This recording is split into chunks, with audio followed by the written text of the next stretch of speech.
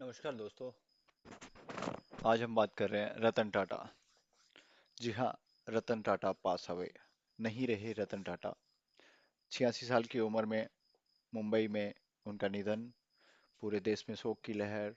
रतन टाटा का निधन बुधवार की देर शाम मुंबई के बीच कैंडी हॉस्पिटल में हो गया। भारत के दिग्गज उद्योगपति रतन टाटा 86 साल के थे।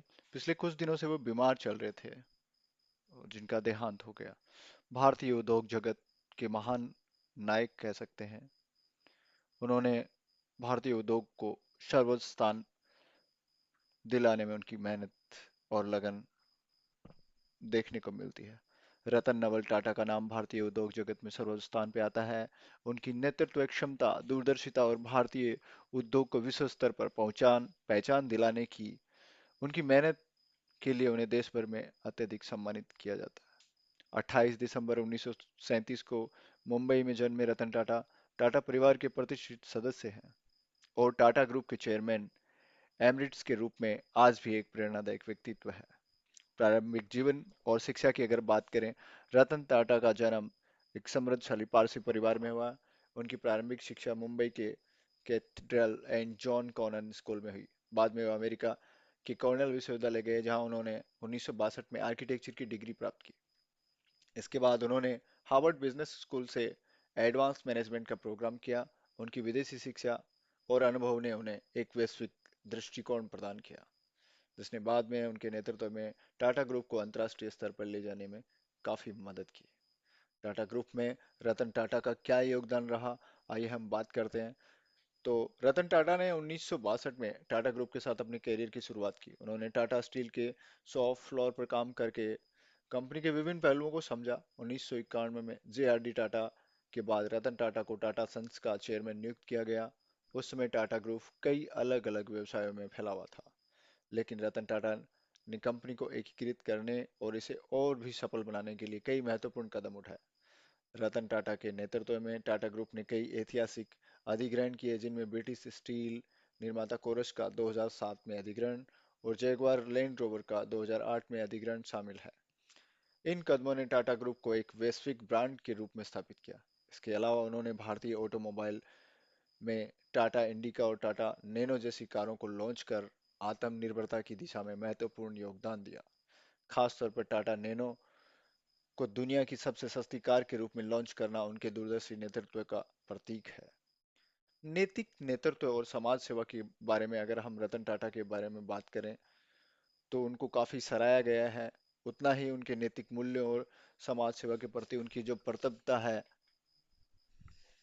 उसके बारे में जाना जाता है। उन्होंने हमेशा इस बात पर जोर दिया है कि व्यवसाय का उद्देश्य सिर्फ मुनाफा कमाना नहीं होना चाहिए, बल्कि समाज को बेहतरी में योगदान देना चाहिए। उन्होंने शिक्षा, स्वास्थ्य और ग्रामीण विकास के क्षेत्रों में कई बड़े सामाजिक कार्य किए हैं।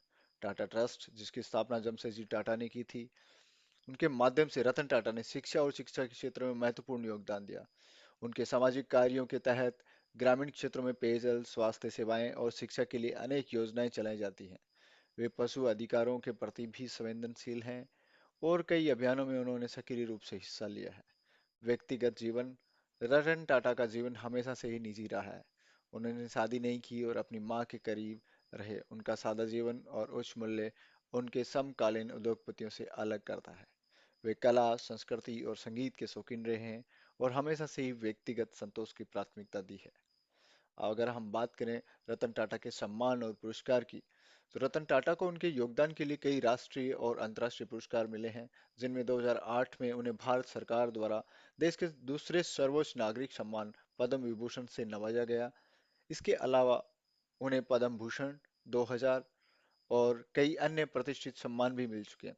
उनकी उद्यमशीलता और समाज सेवा के प्रति प्रतिबद्धता ने उन्हें न केवल भारत में बल्कि विश्व भर में एक आदर्श व्यक्ति के रूप में स्थापित किया है।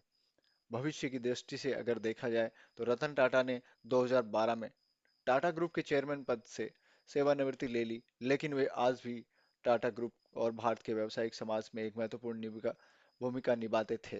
उन्होंने विभिन्न स्टार्टअप्स और युवाओं के उद्यमों में निवेश किया, उन्हें अपने अनुभव से मार्गदर्शन दिया।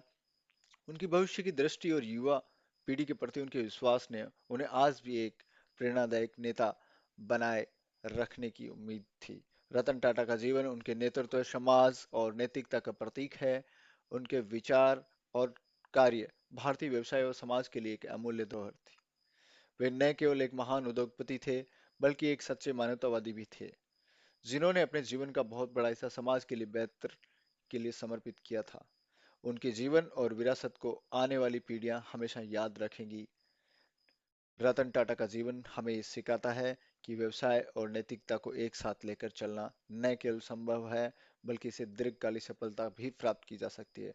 उनकी कहानी एक प्रेरणा, कैसे एक व्यक्ति अपने नैतिकता और मूल्यों के साथ अपने कार्य क्षेत्र में सफलता प्राप्त कर सकता है और समाज को भी बदल सकता है।